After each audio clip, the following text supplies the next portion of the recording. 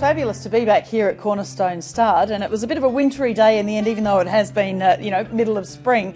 Well, Sam's pulled together a fabulous team. Tom Maher we'll hear from in a few weeks, talking about some of the other stallions. We're going to concentrate on Free Eagle today, but it's a wonderful place to work, and there seems to be a very, very good vibe, as there has been now for 50 years of breeding in the Barossa Valley for the Hayes family. Yeah, it's fantastic to be involved in such history. I would have heard of Lindsay Park when I was in Ireland, and Colin Hayes, such a magnificent figure in Australian racing, and for it to now come down 3 generations to Sam is very unusual for such a family business to go that way.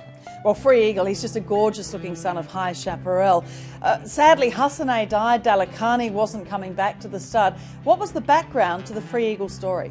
Sam headed up to Ireland to look at a couple of stallions in April, and Free Eagle walked out of his box. He arrived at the Irish National Stud with Johnny McKeever, and yeah, he just had that wow factor. And John Osborne, the Irish National Stud, they were just fantastic to be able to get a deal together so that we could bring Free Eagle down to Australia for the Southern Hemisphere seasons. We'll talk about his race record shortly, but he's the highest rated racehorse, retiring to Australia this year, and he actually had a higher time form rating than Winks last year, so that's a massive coup for South Australia. Yeah, look, an incredible racehorse, and he's a magnificent type, and he's also got the pedigree. He's actually from the same female family as Hassaneh, and it's a wonderful Moidlair family that's been bred in Ireland, and they've obviously got an association with Dermot Wells, brought down Media Puzzle, etc., in the same colours as Free Eagle.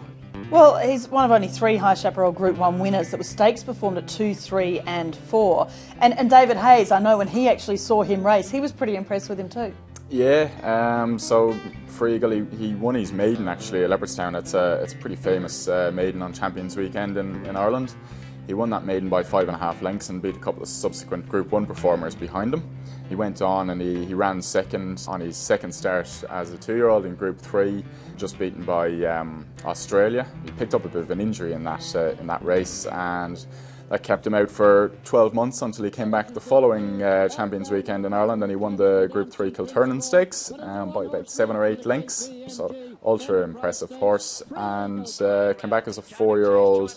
Missed 2 weeks of work, but went straight to Royal Ascot, and as you said, David Hayes saw him in the parade ring in Royal Ascot, and he just said, he's the type of horse that was, he could have come down and won a Cox Plate maybe, but he won the Prince of Wales Stakes in Royal Ascot and beat Criterion, and of course other horses like the Grey Gatsby and Galo Chop, who came down and won the McKinnon. So high class racehorse, and who knows what he would have done without a bump from a controversial bump from Golden Horn in the Irish Champion Stakes. He came there to win, and Golden Horn shied at a shadow of the grandstand, came out and bumped him. And the Arc winner from a few weeks ago, she came up on the inside, and she actually ran second, and Golden Horn went on to win. So they didn't see the point in reversing placings. But he raced at that high level. I mean, Found, as you said, the Arc winner, and all those wonderful horses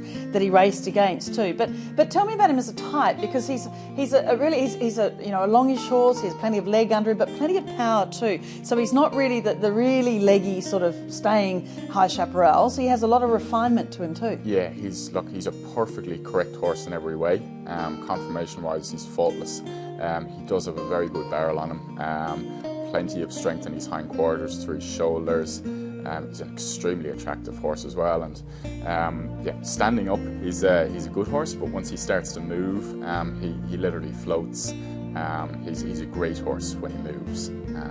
Absolutely beautiful, and I don't doubt he's going to have some cracking looking foals around here in 12 months' time. Yeah, that'll be exciting. But the mares that have been sent to him, some are coming from interstate as well? Yeah, look, he'll probably have about 50% of his book will come from interstate. He's been tremendously well supported by some breeders here in South Australia, and why wouldn't they? They've got a stallion of that quality right on their doorstep. There's no need for them to go interstate. And of course the High Chaparral line, look, it's a booming line here in Australia overall now. So there's mares coming far and wide from